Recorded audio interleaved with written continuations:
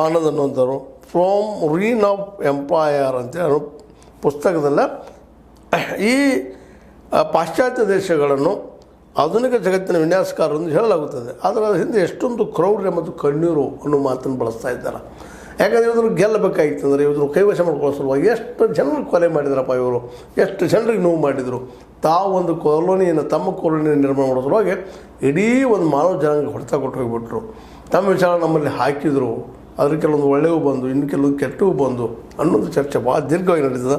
ಆ ಅವತ್ತಿನ ಗಾಯ ಒಂದು ಕಾಲಕ್ಕೆ ಪ್ಯಾಲೆಸ್ತೀನಿಯರು ತಮ್ಮ ನೆಲದಲ್ಲಿ ತಾವು ಸ್ವತಂತ್ರವಾಗಿ ಬದುಕಿದ್ರು. ಪಾಪ ಅವರು ಒಳ್ಳೆಯ ಜೀವನವನ್ನು ಮಾಡ್ತಾಯಿದ್ರು. ಆದರೆ ಈ ಯುದ್ಧಗಳಿಂದ 1ನೇ ಮಹಾಯುದ್ಧ ಆಗಿರ್ಬೋದು, 2ನೇ ಮಹಾಯುದ್ಧ ಆಗಿರ್ಬೋದು, ಜಗತ್ತು ಪರಿವರ್ತನೆ ಸಮಯದಲ್ಲಿ ಇಸ್ರೇಲಿಗಳಂತಂದು ಇಲ್ಲಿ ಆಯ್ಕೆ ಇಲ್ಲಿ ಪ್ಯಾಲೆಸ್ತೈನ್ಗಳನ್ನ ಅನಾಥರನ್ನಾಗಿ ಮಾಡಿದರು ಅನ್ನುವಂಥ ಮಾತನ್ನು. ಯಾಕಂದರೆ ಇದು ಆಧುನಿಕತೆ ಜೊತೆಗೆ ಇದು ಬಂದದ್ದು ಬಳವಳಿಯಾಗಿ. ಪಾಶ್ಚಾತ್ಯ ನಮ್ಗೆ ಒಳ್ಳೆಯದನ್ನು ಕೊಟ್ಟರು, ಅದೇ ಕಾಲ ಕೆಟ್ಟದ್ದು ಅದು ಗಾಯಗಳು ಉಳಿದ್ಬಿಟ್ಟಿದ್ದಾವೆ ಇವತ್ತು. ಆದರೆ ಇದರಿಂದ ಒಂದು ಸ್ವಲ್ಪ ಚೈನಾ ಇತ್ತೀಚೆಗೆ ಒಂದು ಸ್ವಲ್ಪ ಹೊರಗೆ ಬರ್ತಾ ಇದೆ ಅನ್ನೋದು ಮಾತು ವ್ಯಕ್ತ ಆಗಿದ್ದಾವೆ. ಯಾಕಪ್ಪ ಅಂತಂದ್ರೆ ಚೈನಾ ಇವತ್ತು ಬೆಳೆದು ನಿಲ್ತಾ ಇದೆ, ಕಾಂಪಿಟೇಷನ್ ಮಾಡ್ತದೆ ಅಮೆರಿಕ ಜೊತೆಗೆ ಅಥವಾ ಯುರೋಪಿಯನ್ ದೇಶಗಳ ಜೊತೆಗೆ. ಇದೊಂದು ಮಾತು ಹೊರಗೆ ಬಂದದ ಇವತ್ತು. ಈ ಒಂದು ಕೊಲೋನಿಸಮ್ ಮಾಡ್ಬೋದು ನಾವು ಅಥವಾ ಇದೊಂದು ಸಾಮ್ರಾಜ್ಯಶಾಹಿ ಅಂತ ಹೇಳ್ಬೋದು.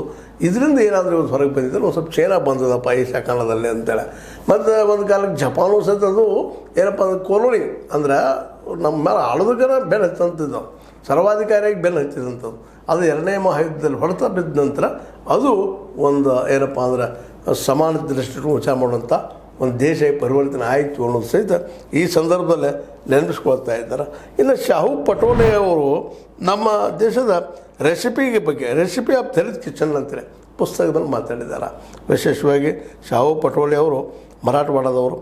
ಇಲ್ಲೇ SC/STಗಳದನ್ನ ಪಾಪ ಅವ್ರದ್ದು ಆಹಾರ ಪದ್ಧತಿ ಅಂತ, ಅವ್ರು ಹೆಂಗೆ ಆಹಾರ ಪದ್ಧತಿ ಏನು ಎಂತು ಅಂತೇಳಿ ಇವತ್ತು ನೋಡಿರ್ಬೋದು ನೀವು. ನಮ್ಮಲ್ಲ ವಿಶೇಷವಾಗಿ ಏನಪ್ಪ ಅಂತಂದ್ರೆ ಈಗ ಯಾರಾದರೂ ಈ ಬಾಡಿಗೆ ಬರಲಿ ಅದಕ್ಕೂ ಬರಲಿ ಬಂದಾಗ ನಮ್ಮ ಜಾತಿ ಕೇಳೋದಿಲ್ಲ, ನೀವು ಮಾಂಸ ತಿಂತೀರಿ ಏನ್ರಿ ಅಂತ ಕೇಳ್ತಾರೆ. ಇದರಿಂದ ಏನಾಗಿಬಿಡ್ತಪ್ಪ ಅಂದರೆ ಮಾಂಸ ತಿನ್ನೋರೆಲ್ಲರೂ ಕೀಳು ಜಾತಿಯವರು ಅನ್ನುವಂಥದ್ದು. ಅಂದ್ರೆ ಈ ದೇಶದ ಜಾತಿ ಪದ್ಧತಿ ಬಗ್ಗೆ ಶಾಹು ಪಟೇಲ್ರವ್ರು ಭಾಳ ಚೆನ್ನಾಗಿ ಹೇಳ್ತಾ ಇದ್ದಾರೆ. ಆಹಾರ ಪದ್ಧತಿ ಆಯಿತು, ಮತ್ತೇನು ಆಯಿತು, ನಮ್ಮಲ್ಲಿ ಡಿವೈಡನ್ನು ಮಾಡ್ತಾ ಹೋಗಿದೆ ಅನ್ನೋಂಥ ಮತ್ತು